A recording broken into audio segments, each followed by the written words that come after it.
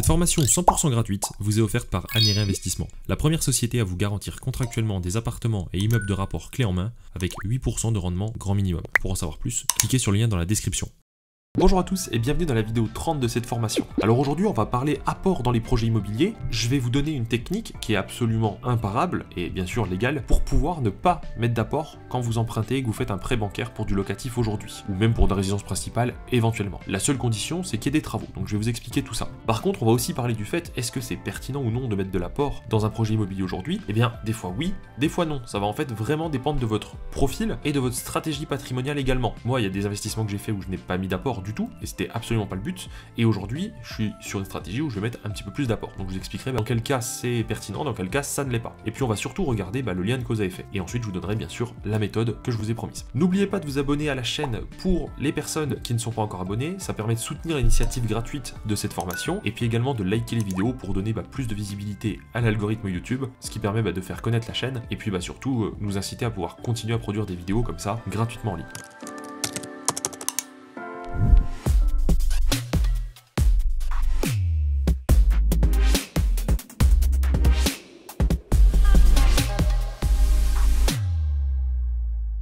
Je vous propose que tout de suite on passe sur mon ordinateur, sur le simulateur d'investissement. Donc ça vous pouvez le retrouver directement chez vous, c'est un simulateur qui est disponible gratuitement sur notre site annery-investissement.fr, donc dans nos simulateurs d'investissement. Et en fait ici je vous ai préparé donc une petite simulation où on va être sur du coup 100 000 € investis, comme ça va être facile de se repérer. Un rendement brut à 9%, donc j'ai 9 000 € de loyer annuel qui rentrent pour 100 000 investis, et un rendement net donc à 7,74, enfin net. Parce que du coup là dans notre cas, comme vous le savez, nous on construit des stratégies, on est sans impôt, et si vous avez suivi cette formation, vous savez aussi maintenant comment faire. Donc 7,74 ça veut dire pour 100 000 € investis, après avoir payé toutes mes charges, il me reste 7 740 € à l'année. Donc c'est très cohérent et c'est un taux très moyen par rapport à 9% brut. Enfin très moyen, dans le sens dans la moyenne bien sûr. Donc là ce qu'on va faire c'est qu'en fait on va imaginer sur cet investissement là, je vais vous prendre un exemple très simple, on va imaginer que vous gardez le bien 10 ans, d'accord? On va faire des simulations dans ce sens-là. Donc vous gardez le bien 10 ans, on imagine qu'il y a 2%. Non, vous savez quoi, on va même mettre 0. Comme ça, on a vraiment le vrai rendement, on va pas tenir compte de l'inflation. Et on va imaginer que vous faites un prêt du coup sur 20 ans à 4,30, c'est le taux en vigueur au moment où je tourne la vidéo, 0,25 d'assurance. Et là, vous ne mettez pas d'apport dans le projet. Qu'est-ce qui se passe? Alors on voit qu'on a 750 € de revenus mensuels bruts, logique, 9 000 divisé par 12, donc 9% de rendement de 100 000, et on a 645 de revenus mensuels nets, donc c'est ce qui correspond après avoir payé votre taxe foncière, votre charge de copro, votre assurance propriétaire non occupant et éventuellement des frais d'agence. Notre mensualité de prêt, dans ces conditions-là, est à 643 €. Donc là, on voit bien qu'en fait on a 2 € de moins de mensualité de prêt que ce qu'on a de revenus mensuels net. Donc notre cash flow du coup, par conséquent, est de 2 €. Donc en fait, c'est une opération blanche, là. Donc déjà, c'est intéressant parce qu'on en avait parlé dans quelques vidéos passées. Aujourd'hui, si on n'a pas au moins 9% brut, ou à minima, du coup, plutôt 7,75 net, on n'arrive pas à avoir de cash flow dans les conditions d'emprunt actuelles. Bien évidemment, quand les taux étaient plus bas, eh bien, on avait beaucoup plus facilement des cash flows. Donc là, sur 10 ans, alors, notre simulateur, en fait, il nous calcule la somme totale gagnée en 10 ans. Donc là, j'investis 100 000 maintenant, j'ai un cash flow de 2 € par mois sur 10 ans. Je revends mon bien dans 10 ans avec une inflation de 0, donc là on ne prend pas compte de l'augmentation des prix et de l'immobilier, donc on le vend 100 000, et le capital restant dû à la banque, il est de 60 000 € dans 10 ans, sur les 100 000 qu'on a empruntés. Du coup, on aura 39 670 € qui va rester. Là il y a écrit 430, mais c'est parce qu'en fait ça ne tient pas compte des cash flows. Les 2 € de cash flow, vraiment c'est sommaire. Donc on va gagner en fait 39 670 si on le revend au même prix, après avoir remboursé la banque. Ok, maintenant on va regarder quelque chose. Combien est-ce qu'à opération égale on gagne si jamais on met par exemple 10 000 € d'apport, donc 10% du projet. Donc là on est à 43 407 sur du coup la même opération. Pour rappel tout à l'heure on était à 39 670, vous voyez. Donc en fait quand on met 10 000 € d'apport, la chose que ça va changer c'est qu'on va avoir plus de cash flow tous les mois, forcément parce qu'on emprunte moins, donc 66 € de cash flow, ce qui fait que du coup on paye moins d'intérêt et on a moins de capital restant dû. Donc en fait en réalité on aura gagné 43 407 €, ça c'est le vrai gain. Par contre, le jour où on va le revendre, c'est écrit ici en bas, vous pouvez retrouver là, apport initial dans le projet récupéré à la vente, 10 000 €, gain net de l'opération, donc ça c'est vraiment ce qu'on a gagné, donc c'est prix de vente, c'est le gain total en fait, le capital remboursé, plus on va récupérer les 10 000 € qu'on a émis. Donc on a un compte bancaire à la fin qui est de 53 000, mais on aura vraiment gagné 43 407. Donc en fait on gagne un peu plus parce qu'on paye moins à la banque tout simplement. Et on récupère notre apport derrière. Pareil, si par exemple on fait un exemple un petit peu plus fort, admettons que je mets 50 000 € d'apport, donc on fait moitié-moitié. Et bien sur la même période, j'aurais gagné donc 58 475 €, plus je vais récupérer du coup mon apport à moi donc de 50 000, Voilà, j'aurais bien du coup au total 108 000 € sur mon compte après avoir vendu. Donc globalement, si je devais répondre à la question, est-ce que c'est pertinent aujourd'hui de mettre de l'apport? Eh ben en fait, ça dépend, comme je l'ai dit, de votre profil. Pour quelqu'un qui n'a pas beaucoup d'épargne, qui commence dans la vie, qui est salarié, donc du coup qui a des revenus fixes, donc qui lui permet d'aller voilà, lever des fonds, donc chercher de l'emprunt, qui n'a pas beaucoup d'épargne et qui met un peu de temps à épargner, par exemple parce qu'il a un salaire bas, ou que bah voilà, quand on débute dans la vie, on a toujours beaucoup de choses à acheter forcément au début pour se faire son chez soi, pour partir en vacances parce que bah voilà, on n'a pas d'enfants et tout, enfin bon. Du coup pour ces personnes-là, évidemment, le mieux est d'emprunter sans apport. Alors les taux aujourd'hui sont tellement élevés que la question peut se poser, mais globalement, il vaut mieux garder, si vous n'avez pas beaucoup d'épargne, bah le peu d'épargne que vous avez. On sait jamais, il peut y avoir un coup dur dans la vie, il peut y avoir aussi une opportunité financière à un moment qui s'offre à vous, et si vous n'avez pas les fonds pour la saisir, bah vous allez le regretter. Vous avez peut-être à un moment envie de créer votre projet professionnel, donc vous aurez besoin d'apport aussi pour ça, encore plus que pour l'immobilier. Voilà, donc je pense que quand on n'a pas beaucoup d'épargne, c'est là où il faut emprunter le plus à crédit. Au pire, on se dit ok, ça me coûte cher, mais sans ça, j'aurais jamais rien fait. Donc il vaut mieux investir et faire quelque chose que de ne pas investir et rien faire, tout simplement. Pour les personnes par contre qui sont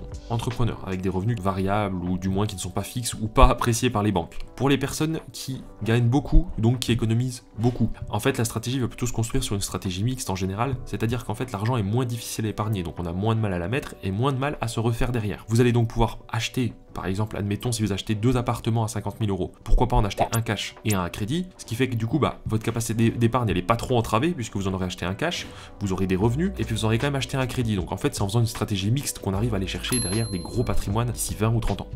Ça pourra faire l'objet d'une autre vidéo parce que je vais pas m'étaler dessus, puisque l'idée aujourd'hui c'est donc de vous donner la technique de comment ne pas mettre d'apport. Je vais vous partager tout de suite 2 devis et vous allez comprendre. Ici, à l'écran, on retrouve du coup un vrai devis de travaux pour un appartement. Le prix total à rénover pour cet appartement avec quasiment tout qui est refait, hein, chape liquide, cuisine, isolation, plâtrerie, peinture, plomberie, électricité, etc.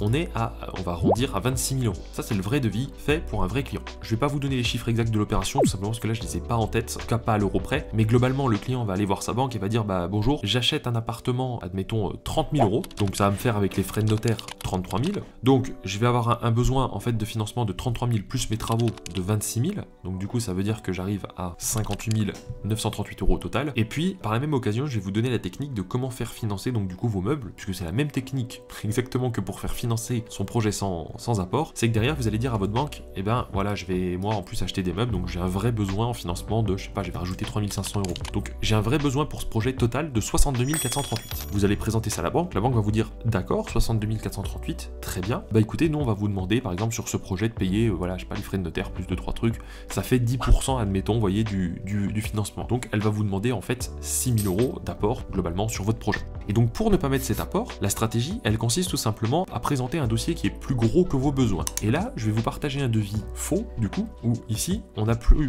26 000 € qui est demandé, mais 31 500, admettons 32, pour simplifier le truc.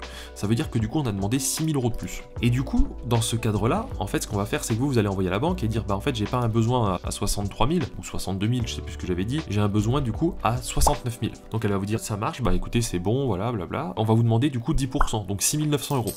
Et en fait, comme vous aurez déjà gonflé le devis de travaux, eh bien, vous n'avez pas besoin de 69 000. Donc même si elle vous dit, on vous prête 69 000, moins vos 7 000 d'apport, il reste 62 à financer. Ça tombe bien, 62, c'était votre vrai besoin à financer. Donc là, globalement, la banque va monter le dossier, et puis le jour de l'achat, elle va envoyer donc au notaire les fonds pour les frais de notaire, pour l'achat de l'appartement, et normalement sur votre compte, bah, il vous restera le montant restant. Et donc là, ça suffit pour payer vos vrais travaux. En fait, les 7 000 que vous auriez dû mettre d'apport, ils servent à financer des travaux qui n'existent pas. Donc jamais personne vous les demandera. Et puis bah si par exemple il y a un imprévu sur votre chantier que vous devez rajouter 500 €, bah là vous rajoutez 500 € de votre poche. Vous voyez, c'est un peu ça l'idée. Alors que la banque s'attend à ce que de votre poche vous mettiez 7 000. Donc en fait, quand on est dans un cas comme ça où il y a des travaux, et bien du coup la banque va financer l'achat, les frais de notaire, et du coup pas tous les travaux. En tout cas, va penser que vous allez mettre au bout ce qui manque pour les travaux. Mais vu qu'il manque rien, bah du coup vous avez rien à mettre. Donc vous n'avez pas mis d'apport. Et je peux même aller plus loin dans cette stratégie, c'est qu'en fait on peut gonfler des devis,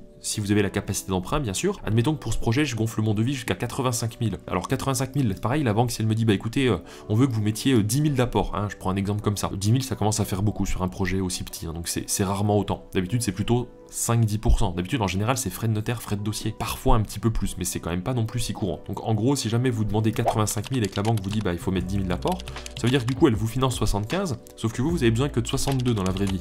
Donc il y a 13 000 € qui va rester en rab. Et en fait ces 13 000 € qui vont être en rap, si vous voulez les débloquer pour vous, il faut juste demander à l'entrepreneur qui vous a fait le devis ou même à un autre entrepreneur, peu importe, de vous faire une facture que vous envoyez à la banque qui va en général vous les débloquer sur votre compte. Donc vous allez recevoir 13 000 sur votre compte, sauf qu'en fait la facture qui vous envoyez, vous ne la payez jamais puisque c'est pas une vraie facture. Et donc lui comptablement, il va du coup ne pas la payer, il va l'annuler tout de suite. Si jamais, et ça c'est très rare que ça arrive, mais ça peut arriver, si la banque veut débloquer les fonds directement sur le compte de l'entrepreneur, alors dans ce cas-là, il faut que vous ayez un entrepreneur de confiance qui va vous les rendre. C'est-à-dire la banque va lui envoyer, il va les percevoir, lui comptablement, il va dire en fait c'est un trop perçu puisque le client ne veut plus faire la prestation pour laquelle j'ai été payé, donc il vous les rend. Donc lui comptablement c'est carré, c'est autorisé également, et vous recevez vos fonds et vous n'avez pas besoin de les déclarer ou quoi que ce soit puisque c'est du capital débloqué d'un crédit, donc ça vous appartient et c'est également en nom propre. Vous pouvez faire ça de manière très réglo, mais souvent c'est débloqué sur votre compte à vous et ensuite c'est vous qui payez l'entrepreneur, donc vous avez juste à ne jamais le payer. Voilà comment vous pouvez faire du coup pour ne pas avoir d'apport dans votre projet, et pareil pour les meubles, vous avez compris l'idée, il suffit juste de gonfler encore une fois le devis travaux et ensuite avec cet excédent vous payez vos meubles. J'espère que cette vidéo vous aura plu et qu'elle vous sera utile, en tout cas pour les personnes qui veulent ne pas mettre d'apport dans les projets. N'oubliez pas de vous abonner, likez la vidéo encore une fois s'il vous plaît, et puis je vous dis à très vite pour une prochaine astuce et la vidéo suivante de cette formation.